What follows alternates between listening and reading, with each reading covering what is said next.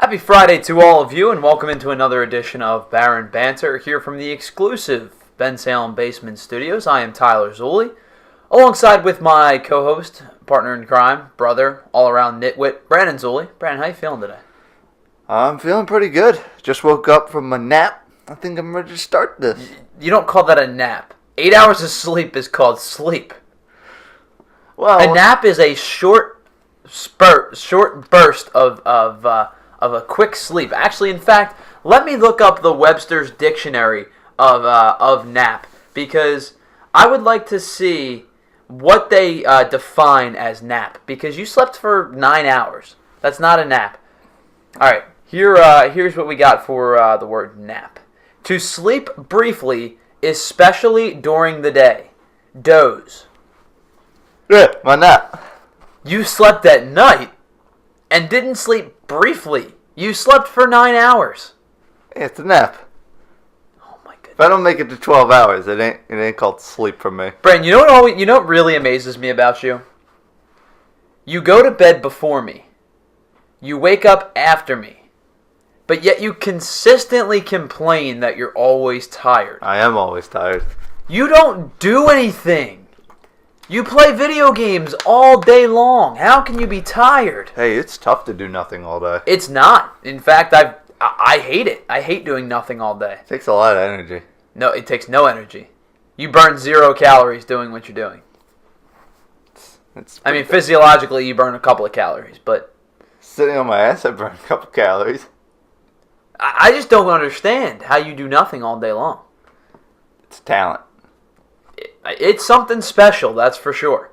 I don't know if I'd call it a talent or not, but it's definitely something special. Something wrong with you. Anyway, let's get this show underway, because Brandon is so bad at holding conversations that we have to actually get a real show going. Let's start the show. This is how you begin shows. You have banter. We are, in fact, called Banter, are we not? Indeed we are. So everything doesn't have to be planned. It can just be banter for the first 5 minutes or so. But let's get this show underway. Welcome into Banter. Like I said, I am Tyler Zulli alongside my brother Brandon Zulli. Some news for you. You can check us out on Facebook now. If you look up Easy Mode Earls, you'll find us there. We're going to upload all the most recent videos to that page. Give us a follow, a like, leave a comment in the post a tab place thing, Facebook isms. It's a good thing you're running. Yeah, I've got the Facebook cover. Don't worry about that. But you can always find us on Twitter as well, at Easy Mode Earls. You can find me at Twitter, at Teasel34. You can, of course, find us on YouTube, which is probably where you're listening to us right now. Probably the only place you're listening to us right now, until we can get this thing up and going on an Apple podcast or something along those lines. But let's get this show underway today. We've got a lot to talk about and not a lot of time to do it in. I'll be honest with you. I've been so super busy this week. My preparation has been next to zero. So we're really going to run this show off Brandon's preparation and, doing things how we do them best, flying by the seat of your pants. But Brandon, I know you've got some news stories to get to. We'll kind of start with a little bit of a rapid fire segment like we like to do. As much news as we can in a 15 to 20 minute period. So, Brandon, why don't you take it away for us? All right. So, as always, if this is your first episode, rapid fire news, I go onto Google, type in news, and find the most interesting headlines that I can. And generally, the BBC comes up a lot. Well, I think they should have an honorary spot in the credits. I think so too. Tagline BBC. Just a quick thank you. We need to make a credit thing, a scroll bar, and it'll be like 4 names. It's 2 names. It's 2 names in BBC. Host Tyler Zulli, Brandon Zulli. Editor Brandon Zulli. Thank you to BBC. Thank you for your contributions to our show. Without you, our show would be nothing, and without our show, well, you'd still be the BBC. So we don't really mean a whole lot to you. But let's get this one underway. What do you got for us, Brandon? So, first one that caught my eye was Burger King launches Whopper Coin crypto cash in Russia. I have no idea what crypto cash is, but I think it's something like Bitcoin. Here's a good way to find out what crypto cash is. Read the article. I am going to read the article. That's how we do this. You just said you have no idea what it is. I don't read these ahead of time. I look at the title. You should just read the article. So, a fast food chain, Burger King. Do they really need to specify that Burger I don't King think so. is a fast food chain? That would be like them being like, a president, John F. Kennedy. Well, yeah, of course. Yeah, I think that's what he's most known for. Fast food chain Burger King has launched its own cryptocurrency called Whopper Coin in Russia. Customers will be able to claim 1 coin for every ruble they spend on the Whopper sandwich.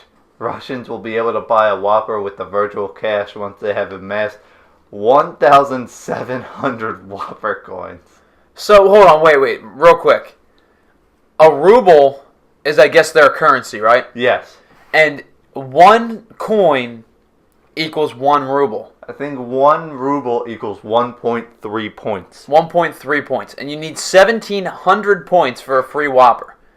You have to So you're telling me you have to eat 150 Whoppers before you get a free Whopper? Or you have to spend 150 rubles, I guess? Because it's 1,700 rubles, yes. right? And how much does a Whopper... 1,700 Whopper points. Whopper points. And a Whopper point is 1.3 rubles. So no, 1 ruble is 1.3 Whopper points. Whopper points. So you're really looking at about, 1,500 rubles spent? Pretty much. So 1,500... But does that mean, like, every ruble in... Like, say a Whopper over there is 5 rubles. Do you get 5 points? I would think that's the case. Now, do you get points for non-Whopper purchases? Like drinks, pies, other burgers? It just says on the Whopper. On the Whopper. And you can only use the Whopper points to buy a Whopper. So, again, regardless of how much a Whopper costs there, like you said, let's say 5, 10 rubles, whatever it is. Yeah. I would like... You know what? In fact, I'm going to do this real quick. I'm going to find out what the ruble to U.S. dollar...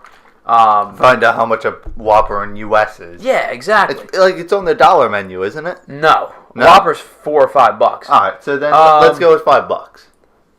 Oh, okay. So 100 rubles is $1.73. So it's really not that much money. So it'll be like 500 rubles for 1 Whopper. 1,500... What was it? Or 1,700. 1,700 rubles. Is for Whoppers. So 1,500 rubles is $26. And then another 200 rubles is another $3.50. So it's like $30. It's like spend $30, get a free Whopper. Okay, now that makes more way sense. more sense. And that's actually not a terrible deal. No. Because like we said, if a Whopper, let's say a Whopper's $4 to $5, you're buying 6 or 7 Whoppers. It's like buy 6 Whoppers, get 1 free. That makes way more sense than buy 15 billion Whoppers, get 1 free. You got to be going there like 3 times a day. 3 times a day for the rest of your life. And then you finally get to 96. I'll take my free Whopper. My free Whopper! Head down, dies on the spot, heart attack. Did he die of old age or diabetes? Food poisoning. From all the pink shit they put in their food. No. Burger King's 100% beef. That's what they tell you, at least. Yeah. So, let's move on. On to the next one. This one is kind of current and kind of political. I figured we'd throw this one in there. Donald Trump again defends his decision to pardon ex-Arizona Sheriff Joe Arpaio. Sheriff Joe. So, So explain to the people what the situation is. So, if I remember correctly, because I don't think it says on here, Joe Arpaio was, harassing and profiling Mexican people, and he was keeping his prisoners locked up in inhumane conditions for longer periods of time than they should have been. And most of them were either, I believe, Latinos, Mexicans, blacks, Hispanics. So it was minorities. Yes, it was pretty much minorities is what I can remember. I think it was primarily targeted at Mexicans, but I'm not 100% on that. And I believe it was, I can't say for certain, I think it was the Supreme Court that did something. Right. But he was arrested for inhumane treatment and defiling the law and shit like that. And now Donald Trump has pardoned him because, as he stated before, he was a patriot and a real American and was defending the country. Well, you know what amazes me about this pardon more than anything else? If you look at the line of presidential pardons, most of the time, pardons happen within the last month of a president's last term. Yeah. Whether they are only running one term, whether it's their second term, whether they have an understanding that they may not win their second term, most presidents don't pardon until the very, very end of their presidency. And he's done it. He's done this 4 or 5. I guess it's more along the lines of 7 months in now. Yeah. 7 months into his presidency, he's already sent a pardon out.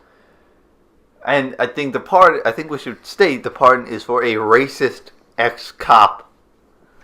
And he doesn't have a job now, right? He's not back on the force or anything along those lines. No, I believe he is banned from all police activity. Okay. But here's the thing. Trump defends neo-Nazis and racists, and then he pardons a racist. I think people need to start admitting Donald Trump is racist. I think we're going to get to that point on one of our next stories coming up. The one thing that I want to bring up, and it's a little bit off the beaten path, but it will center around this story a little bit, because this story made news last summer and into the. You remember how it was fairly warm in the fall this year, or this past fall? Yes. It never snowed. It was in the 80s and 70s and 80s, well into November. Shorts weather. So, I believe it was in St. Louis. They have a really struggling prison system in terms of getting the funding that they need. The monetary value is just not there in the prisons. And a lot of these prisons don't have air conditioning. And they don't have, central fan systems or central air. And people were walking by, and you could hear the prisoners screaming out the windows, please help us, we're basically baking alive in here. Mm-hmm. Do you think that prisoners get or deserve to get better than the bare minimum standard of living because this is America? Or is it you broke the law, you had your chance to live in the free world, you're going to have to live under the conditions that are provided? I don't think we should bake them in their cells, but I don't think we should give them excess special treatments. They should. Prisoners should not get central air and. Well, they should at least bust a couple fans out. Well, I agree with you. People could die from overheating. Well, that's the problem. Is people are saying, this is inhumane, and the prisoners are dying because of the fact that it's so hot in there. They're getting heat stroke. They're collapsing. And I get that. I do, because regardless of their situation, most of them are still American citizens and humans. They deserve the right to live. But I'm not going to go out on a limb and say that they deserve central air, they deserve rec amenities, basketball courts and, musical instruments, and they don't deserve full course meals. You broke the law, and you're in an incarceration state for a reason. You don't deserve to die. I mean, most of them don't. Oh, the ones who do, yeah. Most of them aren't, outright evil criminals. The murderers and the rapists of the world. But at the same time, there are laws that are set as standard in this country, and if you break said laws, you are responsible and you get reprimanded for them. And you lose a standard and a quality of life that you've come to expect. So to answer your question, I think they should have busted out a couple of fans, but I don't think they should get any special treatment. And that, I think it comes back to Sheriff Joe, because, it's the humane treatment of all humans. Yeah. Versus these men and women are criminals, lock them up and throw away the key. Exactly. This isn't a barbaric society anymore where you're put, Stone him. Yeah, you're put in the stocks and left out to the weather conditions, whatever they may be. But at the same time, you're not getting this amenity lifestyle that you think you deserve because you're in prison and you're there for a reason most of the time. Yeah. So, on the next story, this one caught my eye. A police officer told a woman on camera that quote, we only kill black people, end quote. And now he's going to lose his job. So, really? Yeah. Apparently. You mean to tell me that when you racially profile an entire group of people and say, nah, you're good, you're white, we're not going to kill you, we only kill black people, you're reprimanded for your job? My goodness, what a country we live in. I know, it's so unfair to the white man. Please take that as all sarcasm, by the way. I know there are a lot of people that would be like, oh, you white you're bastards. Racist, you're cis male, idiotic, patriarchal, some racist neo-Nazis. Please take everything we said as sarcasm there. No. This man deserves to be fired. Apparently, the Georgia officer who had captured on camera telling a woman during a traffic stop that we only kill black people says he'll retire amid the black backlash. So he's not getting fired. Right. He's retiring. He's going to retire. But he'll retire pre-benefits, I'm sure, and pre-pension packages. Probably. And retirement plans. But if he retires, he doesn't have to face the music of you are a indecent cop and we're going to strip you of your badge and you're going to have to resign in disgrace. So, a female passenger can be heard telling the officer that she did not want to put her hands down to reach her for her phone because I've just seen way too many videos of cops. And then the officer interrupts, but you're not black. Remember, we only kill black people. Yeah, we only kill black people, right? All the videos you've seen, have you seen any white people get killed? You're trash. It's horrible. That's absolutely abysmal. The fact that these are the kind of people that are tearing this country apart. Exactly. If this kind of person is allowed to put on a police uniform and call himself to protect and serve, an officer of the law, guess what? Protect and serve means to everyone. Everybody. It don't mean to the people of your skin color. Black, white, Asian, Mexican, everyone. You're supposed to keep everyone safe. If you detest protest movements like Black Lives Matter, or you believe that they don't have a right to protest, I want you to look at this story. And I want you to read this story long and hard. And how can you explain to me that all lives matter? Because as a white man, I don't face the discrimination every day that an African American does or that a minority group does. I have it easy in this country. Sure, I may not get minority scholarship offers or, whatever. But I think that's a price to pay for. I think I'm extremely lucky to be a white man in this country. And that is horrible to say because of the fact that this country was built on a foundation of all men are created equal. I shouldn't say because my skin color is white that I'm lucky. No. I should say the fact that I'm an American makes me lucky. But unfortunately, it's kind of true. Well, and that's the very unfortunate nature of the country that we live in. So again, if you're going to say that protest movements such as Black Lives Matter are ignorant or irresponsible, I want you to tell that to a young black kid in a community where he grows up and has to fear for his life from the police. Not only from the people, maybe the other people in his community, but he has to fear for his life from the law enforcement. That's ridiculous. How do you tell a 10-year-old kid that you have to be extra, extra careful with cops because they don't trust you when you're 10? Speaking at a news conference Thursday, Cobb County Police Chief Mike Register described Abbott as honorable, but said the officer had made a mistake. The officer made more of him. This was not I just blurted out. It's just a bad tasting joke. No, he's racist. Yeah, clearly. And that's not a mistake. That's, I'm going to say it. Racism, I believe, is a lifestyle choice. Racism is not inherent. And it's not something that is genetically in your DNA. You are raised to be respectful, or you're raised to be racist. Racism is, you are 100% correct. Racism is a lifestyle choice. And you can...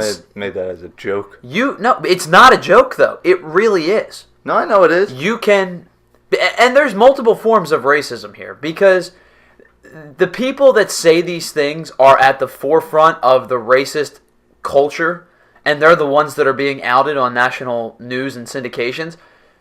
But the people that turn a blind eye to this situation and say all lives matter, you're right. All lives absolutely matter. But right now, the ones that are being segregated are black lives.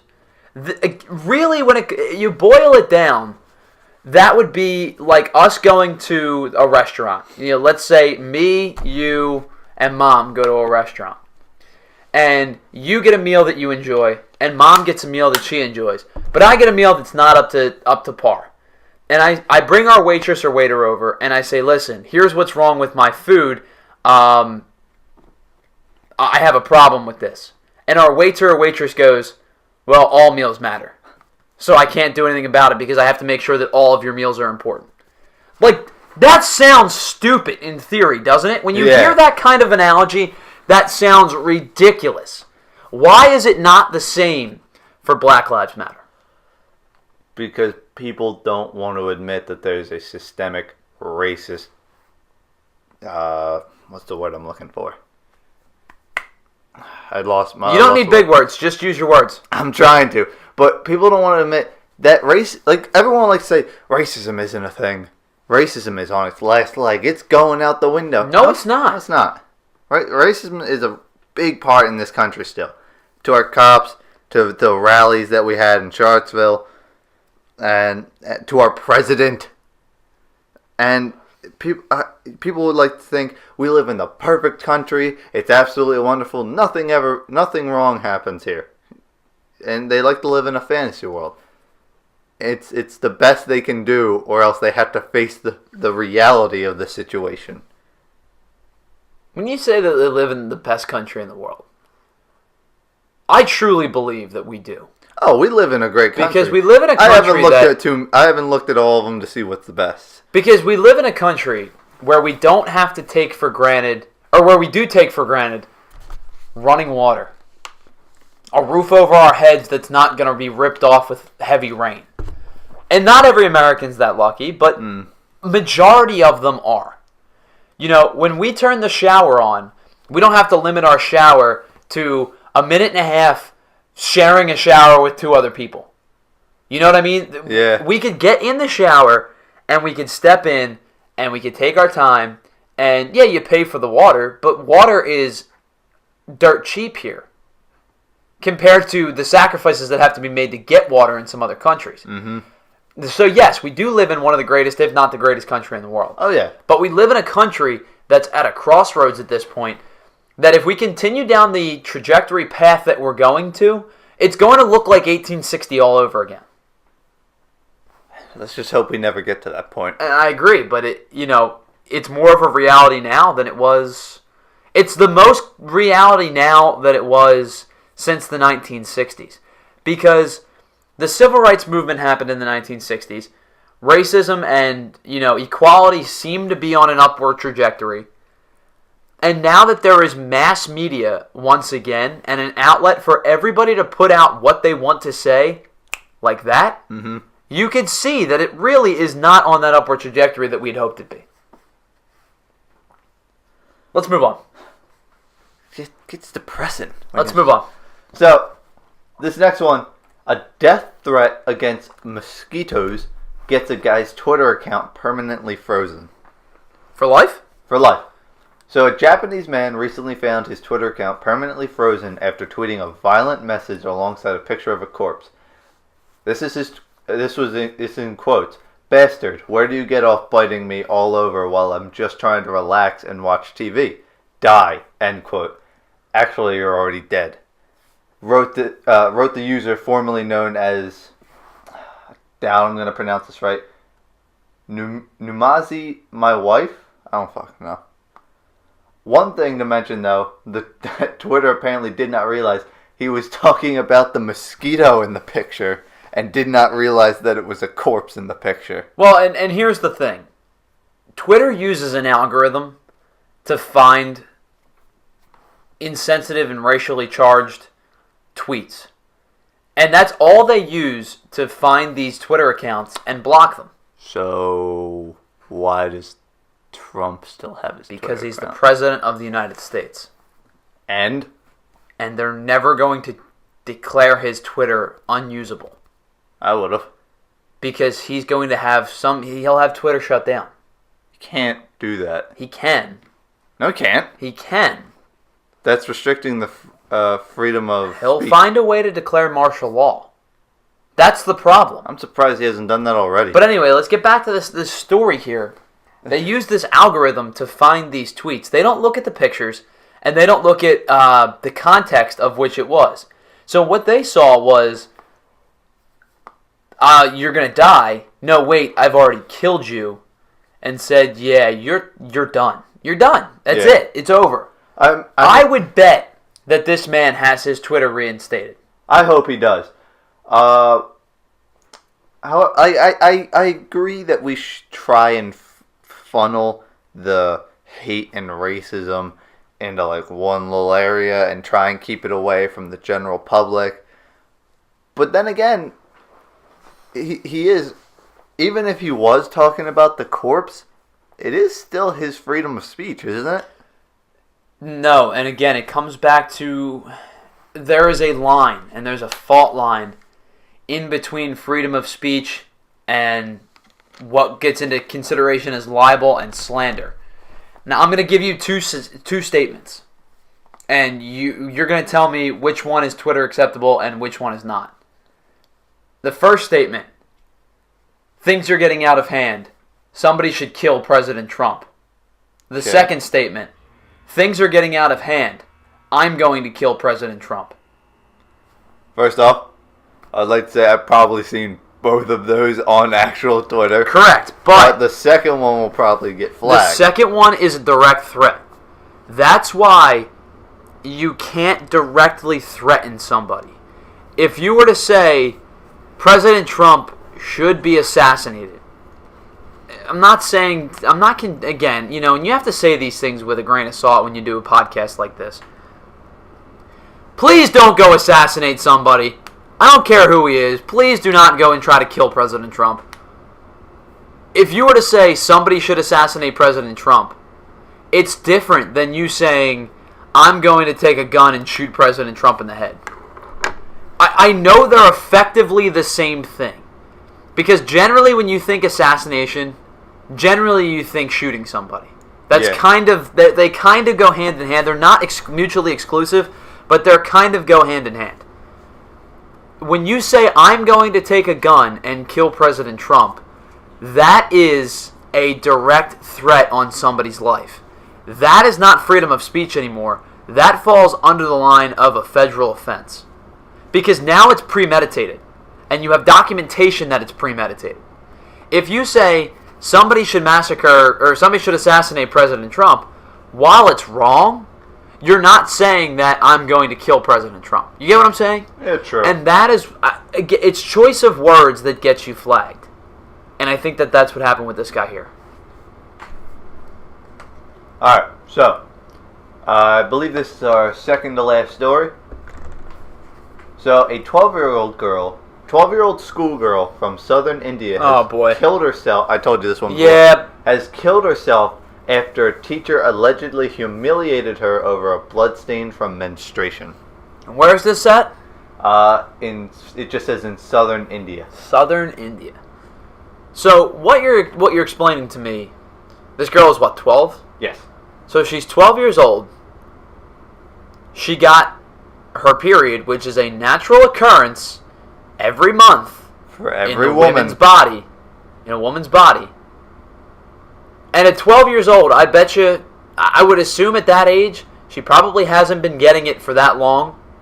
You know what I mean? Yeah. In order to truly understand what's going on. Yeah. And this teacher ousted her in front of the class, humiliated her to the point where she went home and killed herself. Yes. That's what I'm getting from this. Yes. That's crazy. That's absolutely absurd. So, in the suicide note... Where do they get off? I have no idea. In the suicide note, she accused the teacher of torturing her. Although the girl did not mention period shaming in her letter, the mother says her daughter was asked to leave the class because of the stain it left on her dress. Menstruation is taboo in parts of rural India. Women are traditionally believed to be impure during their periods. How do you justify that? You cannot stop them. It is natural body at work. That would be like, yeah, your beard is growing in. You are... No, it's not even like that because you can shave your beard. That's not even a good example. You took a piss. You gotta be... Yeah, you use the bathroom. Get out. You're a joke to society. It does... I don't... There is no comparison to this. No. This is like one of the most horrible things I've seen, like, for this entire segment. Now, I don't know what they're doing down there, and if this is normality, then I don't really care to know, because it seems like they're ass backwards living in the 15th century. So, her suicide note states, I do not know why my teacher is making complaints against me. I still can't understand why they are harassing and torturing me like this. It begins, Mother, please forgive me. And her mother accuses the teacher of having beaten her daughter in the past for not doing her homework. Like, I know that in different cultures in different countries, student punishment can be physical, and it's still acceptable there. But this is mental anguish.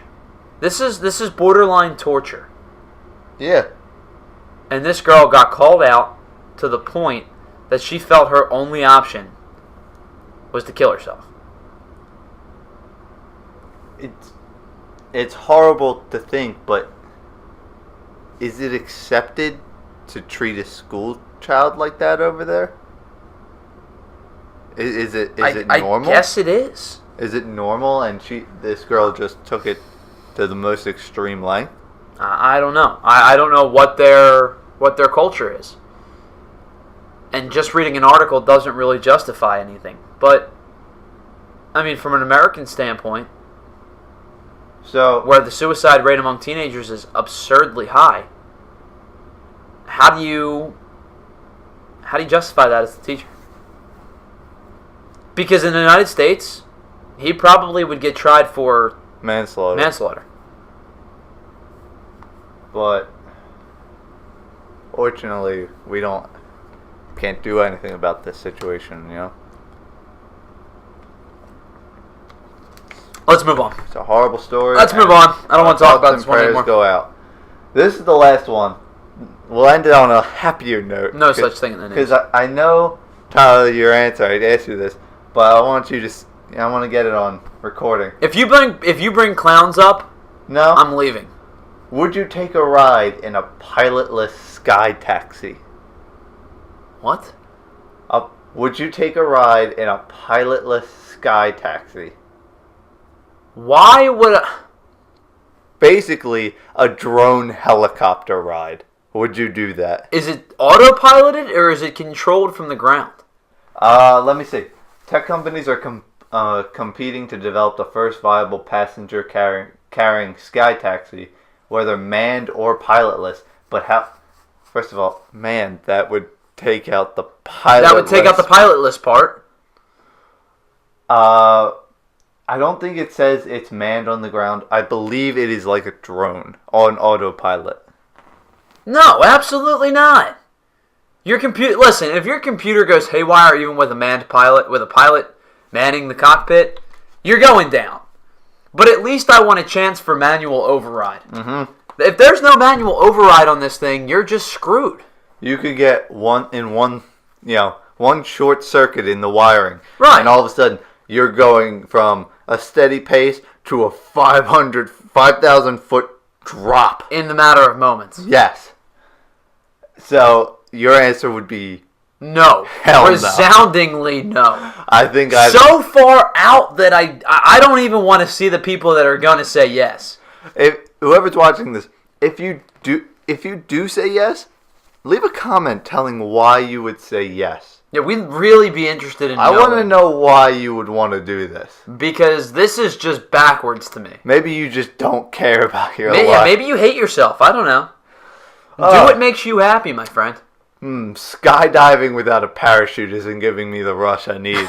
Let's go with a pilotless helicopter. Let's see how that one works out. I really wanted to always do? Climb Mount Everest just to jump off it.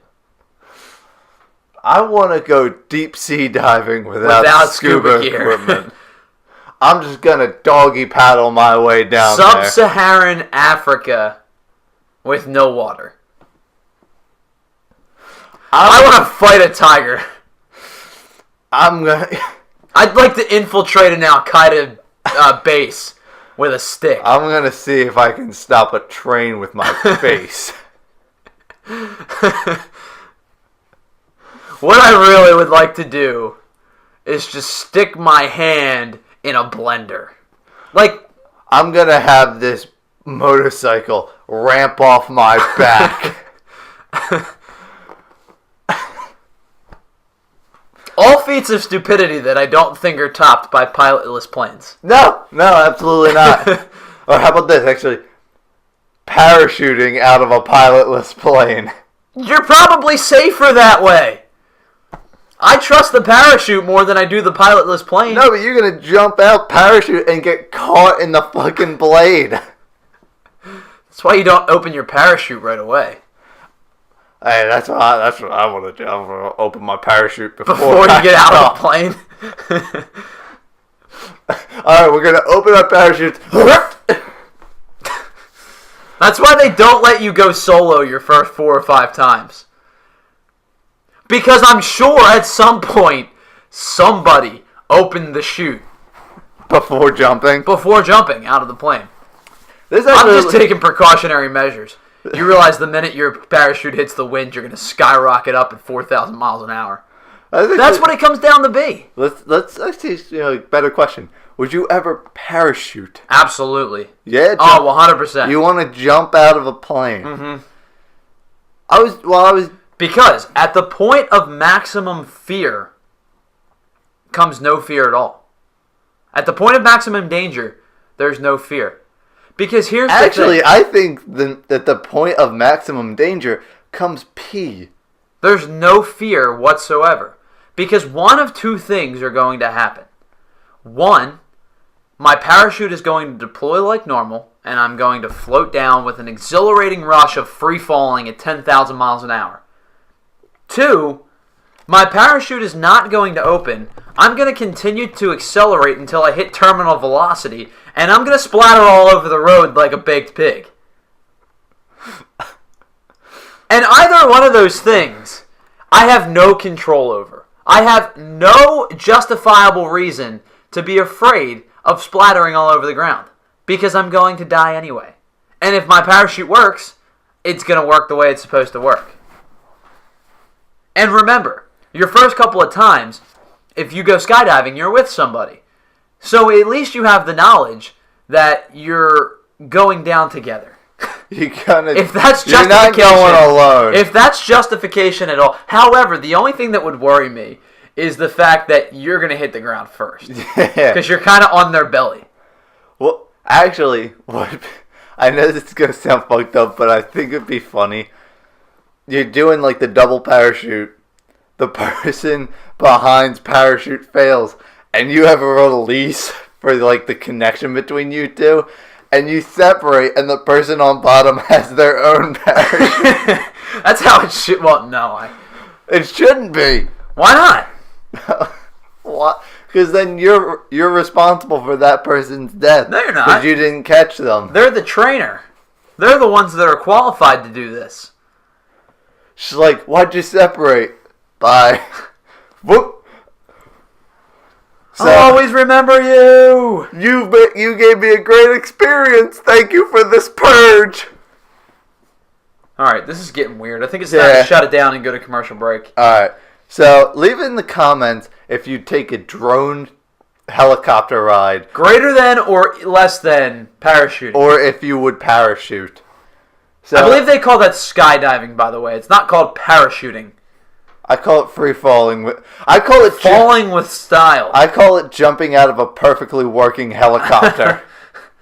That's what I call it. You've got to have some sick mindset to want to jump out of the working helicopter. But anyway, leave a comment below. Let us know what you think about both of those situations. Which would you prefer? I'd rather skydive. I don't know if I'd want to go in a pilotless plane. I would do neither. Brandon would do neither because he has no brave bone in his body. Nope. We're going to take a commercial break. On the other side, we'll get to some more good Baron Banter talk. We'll talk some news. We'll talk some fun. We'll talk some, whatever we're feeling. It's kind of one of those shows. This is Baron Banter on YouTube and Twitter. And Facebook.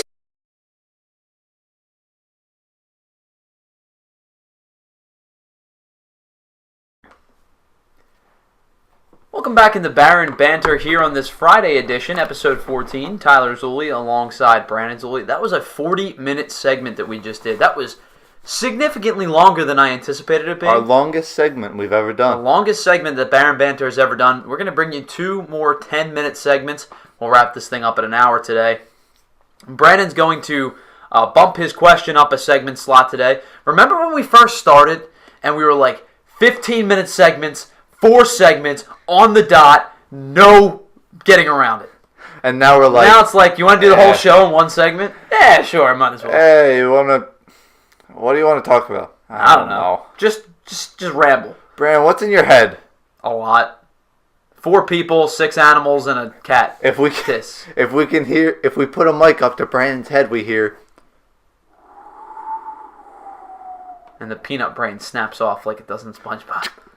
All right, so give us your question for the day. What do you got? So my stupid question. I kind of thought about this.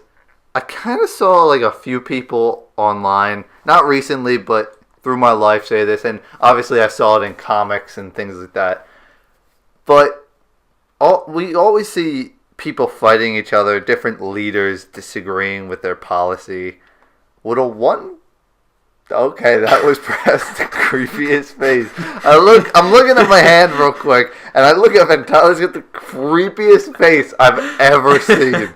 Thank you for that. But like leaders differ on their policies and how they treat their citizens. So my question is, would a one government, one leader world be able to work? And if it did, would it work better? So what you're effectively saying is one government to rule them all, king of the world. Not king maybe, but say a president of President of the world? Like a one world government. Would that work? No. No? No, it would not. Why would it not work? Because you have too many cultures. You have too many agriculturally different lands. It's just too vast and too diverse to appease everybody all the time. And I know the President of the United States' job is to make sure that the United States is secure, protected, and thriving. And a lot of times they struggle with the 50 states in the United States. Now, take the United States and add all the other countries to the world and have one global leader. But we wouldn't have the resources limited to the United States. The one leader would just have the resources of the planet. So, but the thing is, do you change all the governmental systems to one universal government? Or do you govern the same way that you did country by country with one leader? Because you have, on one end, you have democracy. You have the United States, Canada, England, Sweden, Australia. On the other side, you have dictatorships. You have North Korea. You have even China to a lesser extent now, but it was in the past. Russia is closer to dictatorship than it is to governmental freedom. Do they all live under one harmonious government, or do they live under their current governments just with one leader? Because that's still going to lead to what you would call civil war. Even because they're all countries that are, if they're all the same one, just world, if you're just Earth. I think, for my question, I think it would have to go under one leader ruling everything. With one governmental system. Yes. Which governmental system do you use? That would be the question. That's the problem. What's the best governmental system? I mean, we would like to praise democracy, but it does have its flaws. Right. So, as much as you bash socialism and Marxism and things like that, but it has its upsides. And then there's a dictatorship where, no, that's just out of the question. It's stupid. So how do you justify... Go see previous Baron Banter about colanders. Yeah, right. How do you justify picking which one you're going to pick? I would have to say it would... Because if you were to pick whatever you picked and you said we're going to have a vote, you've just made it a democracy. If you're going to have a vote. And if you're going to say I'm picking it and I'm picking democracy, well, you really aren't picking democracy because you've chosen it and you chosen a more dictatorial leadership standpoint.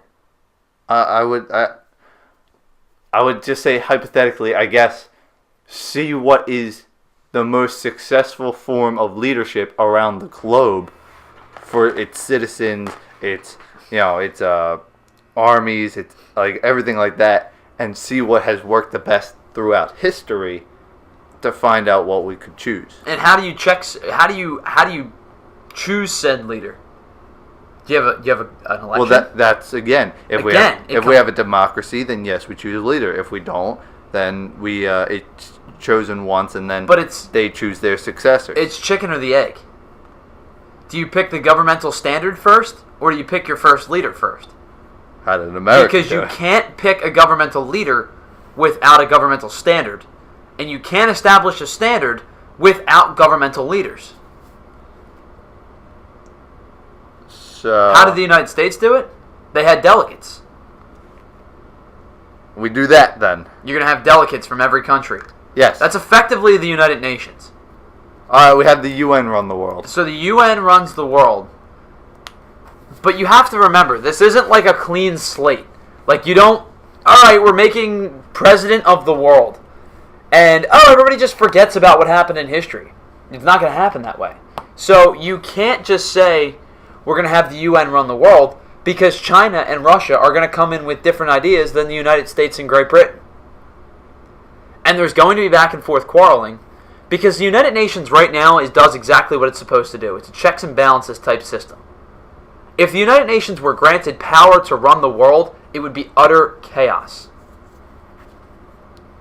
Because everybody would be trying to get an upper hand and get their thought process to the forefront of society. And then it begs the question, do certain countries, do they get a vote first for the UN? Or do they get more say than other countries? For the UN, I mean. They get more say because they're what? More affluent? They're better country. No, that's just a question. Would it happen if the UN ran? Somebody gets a more percentage of a say. Say Russia says one thing and then Uganda says another. Would it be possible that do you think the UN would say, well, Russia, they're more important? Why are they more important? I'm not saying they are. I'm just saying, is that possible? That's the question you have to answer before you can say yes or no to your question. Why is there more important countries than others if we're all going to be one globally run country? You can't really run a multitude of countries, make them one country, and separate them by two large oceans. Because there is no continuity between the United States and Egypt, or between Canada and Kyrgyzstan, however you pronounce that. You know what I'm saying? Yes. There's no continuity there. People live different lifestyles. People live different culturally. So, and again, then you're going to have to say, what kind of government are we running? What kind of people, what do we allow our people to do? What freedoms do they get? What kind of religions are okay and what are not? Are all okay? Are some okay? Is it a global one religion? Is same-sex marriage okay or not? All these things have to come into consideration. Kind of blew my question apart, didn't you? Well, you have to. You have to think about it this way. You're never going to get one society run the entire sphere of Earth run by one leader unless it really is an entirely true dictatorship. So no utopia? There's no such thing. Because nobody's going to want to live in peace and harmony and cohesively and kumbaya and Why wouldn't they? Faru Dore, Christmas time is here. Why wouldn't you want to live in peace? With Because everyone? everybody wants upper hands. Because even if there was a peaceful dictatorship, which those two are not the same words. They are antithesis of each other. They don't belong They together. don't belong together. But if you were to say you want a peaceful dictatorship, somewhere, some country, one of these lands, there's going to be a coup that says this government is not correct. They're going to attempt to overthrow the government. They'll get Allied protection, and they'll try to overthrow it. Another question to be answered. Where is the government centrally located? Because in terms of resources, the United States is a great country to locate it. However, in terms of centrality, if you're talking strictly the center of the continent, the government would be centrally located in somewhere in northern Africa. I would have to say it would be located, in the center. Right, so you're going to put it in a northern African country or a very, very southern tier Eastern European country. Do you really want your capital being in either of those locations? They're not ideal. Guess not. They're not ideal at all. But I don't really think you have a but anymore. I don't. You asked a question, I did. looking for a particular answer, and you got the far end of the spectrum opposite of it. I didn't want a particular answer. I just wanted an answer. I didn't care. You wanted more of a discussion, and I got demolished. I think every angle you're taking, I'm blowing you out of the water. Yeah, pretty much. Do you have anything that could justify the utopia? Do you yourself believe in utopia? Do you think it could work? Discredit what I just said. Go off your own belief. Don't worry about me. I can't discredit what you said. I would like it to happen if the stars could fucking align and the cosmos says, yes, this happens, and we could live together.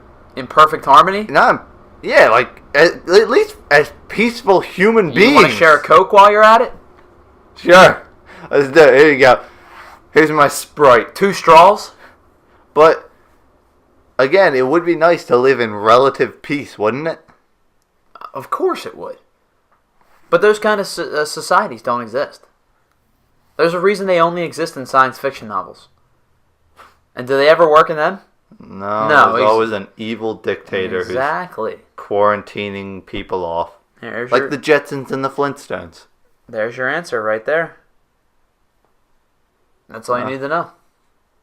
Let's close this segment down. I'm sorry I destroyed it, your thought process, but let's shut this segment down. On the other side, we'll get to one final segment here on Baron Banter as we wrap up this hour-long podcast each week. Thanks for tuning in. Hope you stick with us for the final 10 minutes. We'll be right back.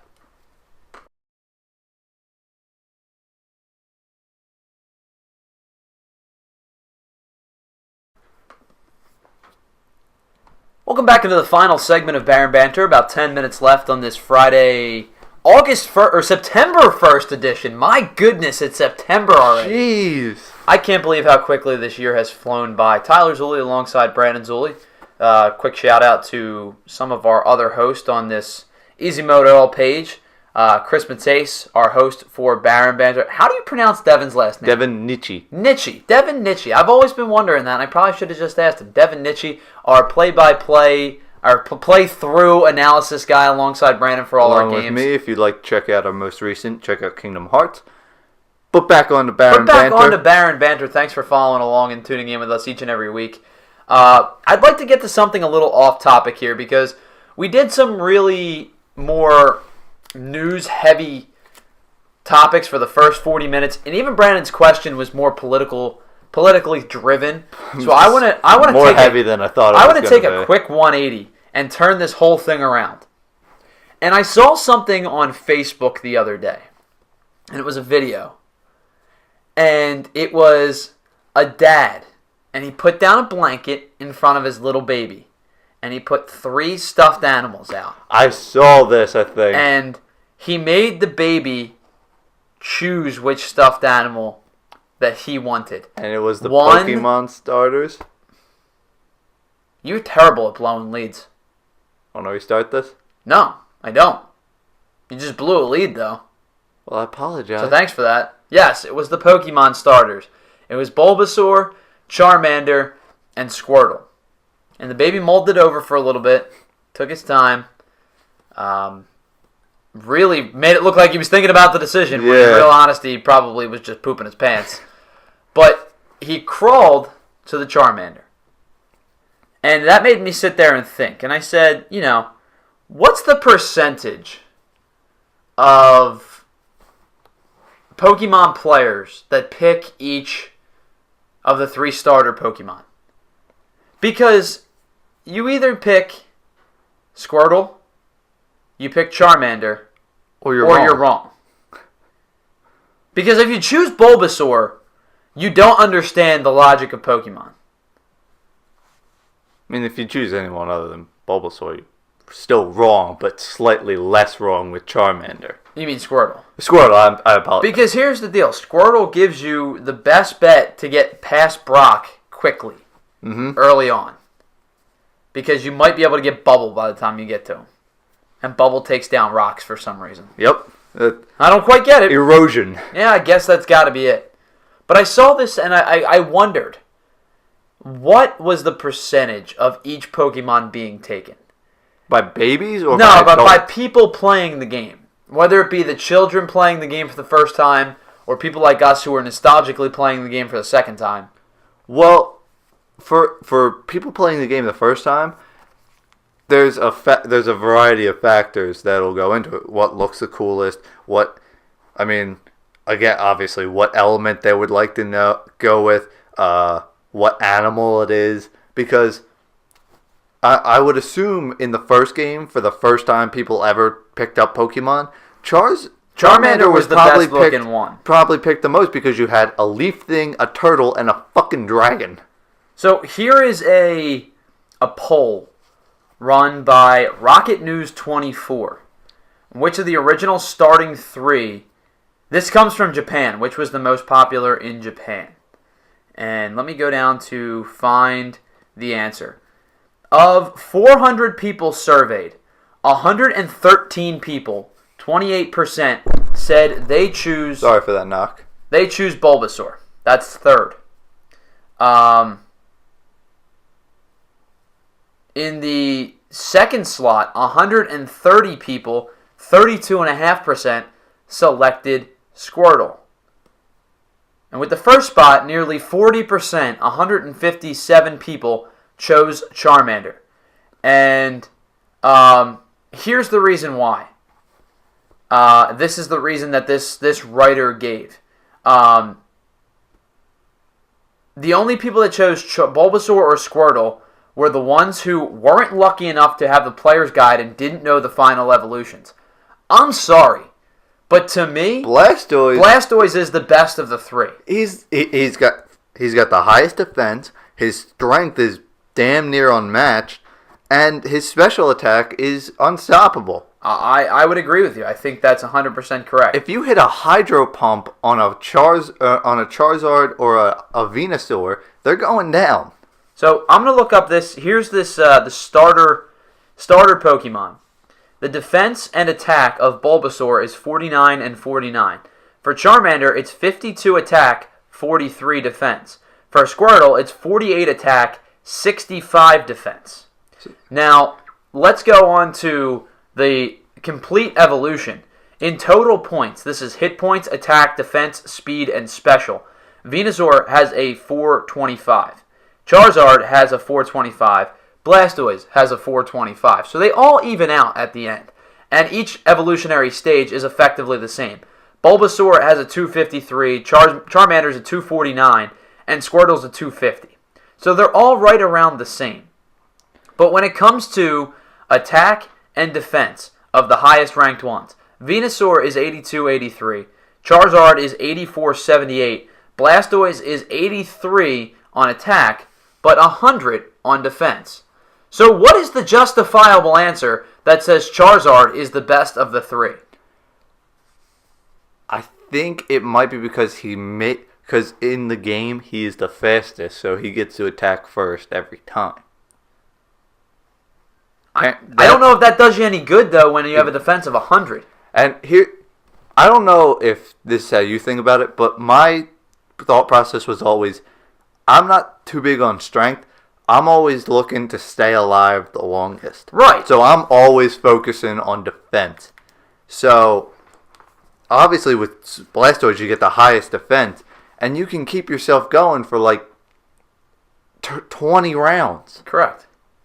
I don't know if that's how you think. That's how I always I've always used it that way because when worst comes to worst, most people that play the game, the first time through, don't think about logistics. No. Most people the first time through send their starter out there every single time to battle. And when they get to the final bosses and they get to the Elite Four, their Bulbasaur or their Venusaur, Blastoise, or Charizard is ranked 95 and everybody else is a 10. Unless you have Muck on your team. That's a different story for a different time. But you know what I'm saying? So yes. If your Blastoise goes down against the Elite Four, your game is over. Exactly. But Blastoise, at the highest peak, defensively gives you the best opportunity to succeed. Because, again, defensively, when you get to battle Gary, you finally make it to Gary, he's going to use his Gyarados, and he's going to use Rage quite often, and Dragon Attack, which are vastly powerful. But they're ineffective against water types, aren't they? Exactly, that's the point. But defensively, Blastoise stands the best chance as well. Of course. Now, actually, I have a different question. We were talking about people who were playing the game the first time.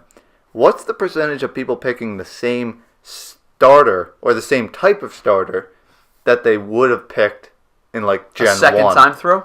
Like, Gen 1, or, like I bought Pokemon Sun. Mm-hmm. And I always played as Squirtle and Blastoise. And then I got to this new game, and I saw, obviously they still have water, grass, and fire. Right. And I was like, well, I got to go with the water type, because that's what I always went with. So what's the percentage of people keeping the same element type? Well, I personally, I can't give you the answer for all of them, but personally, I played the first generation, which was red, blue, green. I hated yellow.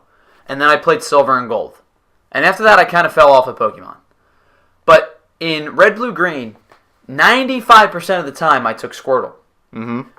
In silver and gold, I did not take Totodile. You did not? No, I took Cyndaquil.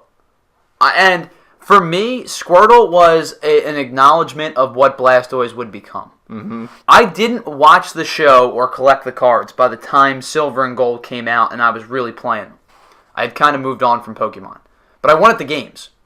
So I didn't know the second generation as well as I knew the first generation. So in the second generation, for me, it was what looked cool. And I thought Cyndaquil looked cooler than Totodile did. See, I always went with Totodile because now I know Dino Croc or whatever it comes out to be, whatever his third Super Gator. Yeah, whatever it is, you know what I'm saying. Whatever his third form is, extremely powerful. But for me, I always thought Cyndaquil was cool. I went with Totodile because he was a water type, and I always succeeded with a water type. Actually, here's a third question for it. With the babies, because there's a lot of babies who have to, like, their parents put them in front of the 3 plushies of the original starters, and they have to crawl over and pick them. Say we get them babies, they're aged up and they're, 18, and we hand them the game. How many of those babies are going to pick the same starter that they picked when they were babies? That's a completely unanswerable question. Not unanswerable. Are we going to run a 19-year poll? Yes. You go right ahead. Let me know how it goes. I'm going to get some funding. You go right ahead. You let me know how it goes. When you get that grant, I'll be there right with you.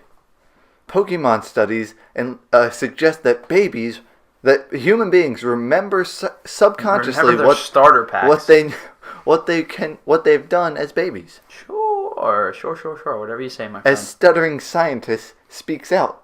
spontaneously. Hey, I'm Brandon Zulli. Pokemon's Why would I have gotten a You southern drew a southern draw? accent all of a sudden. I don't know why. You got anything else on this topic? Because I'm about done. No, I would actually like to know what your people starters were if you picked Squirtle, Charmander, or Bulbasaur.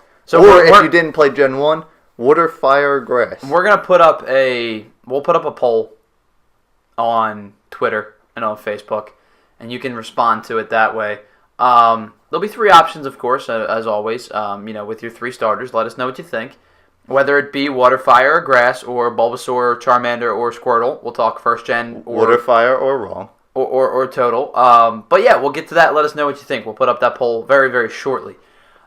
With that being said, though, we're going to wrap this show up for this Friday's edition. Thank you so much for tuning in. I know we took a quick 180 on that last 10 minutes or so, but we needed a little bit something a little bit different to take our mind off politics and how messed up this world is. We need a reason to smile in this Give day and ourselves a age. reason to smile. But for my co-host Brandon Zulli and my editor Brandon Zulli, our partners in crime who are not here, our aforementioned partners in crime who couldn't make it today, I am Tyler Zulli saying thank you for tuning in this week and every week. If it's your first time tuning in, thank you so much for joining us. We hope you enjoyed our conversation, our, get it, banter, get it, haha. We hope you enjoyed our banter. If you've tuned in every single week or most weeks, thank you for your continued support. We hope that you continually enjoy our show. If you haven't done so already, please give us a like and a subscribe down beneath this video. Leave a comment on something that you'd like to hear us talk about in the future podcast. Tell us how great we are. Tell us how much we suck. Doesn't really matter what you're feeling. Just let us know your feelings. But for this Friday and every Friday, I am Tyler Zulli saying thank you for tuning in to Banter. Have a great weekend.